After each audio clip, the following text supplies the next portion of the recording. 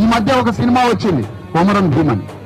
ఆ కొమరం భీములో జూనియర్ ఎన్టీఆర్ పాల్గొని మన పేదల భూముల గురించి, మన పేదల భూముల హక్కుల గురించి, కొమరం భీము పాత్ర గురించి ఆ సినిమా తీసి 2,000 కోట్ల రూపాయలు మన పేదల దగ్గర కొల్లగొట్టిపోయారు ఆ సినిమా వాళ్ళు.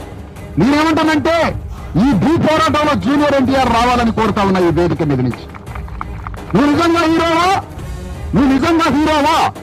నువ్వు నిజంగా హీరో అయితే, బొమ్మ హీరోవా, బట్ట మీద ఆ గుడ్డ మీద కనిపించే బొమ్మ హీరో అయితే నువ్వు బొమ్మ హీరో అని ప్రకటించు.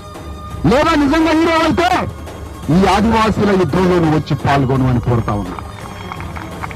జూనియర్ ఎన్టీఆర్ ఇల్లు ముట్టరు కూడా ఇవాళ పోరాటానికి నువ్వు రాకపోతే, లేదంటే ఈ కథ మా ఆదివాసీలకు చెప్పి, మా అణగారిన వర్గాలకి ఈ కథ చెప్పి, కొమరం భీమ్ అనే కథ చెప్పి ఎన్ని వేల కోట్లు వేసుకుపోయినావు? 2,000 కోట్ల రూపాయలు వేసుకొని పోయింది జూనియర్ ఎన్టీఆర్. ఏ కథ చెప్పి? మన ఆదివాసీల భూ పోరాటం అనే కథ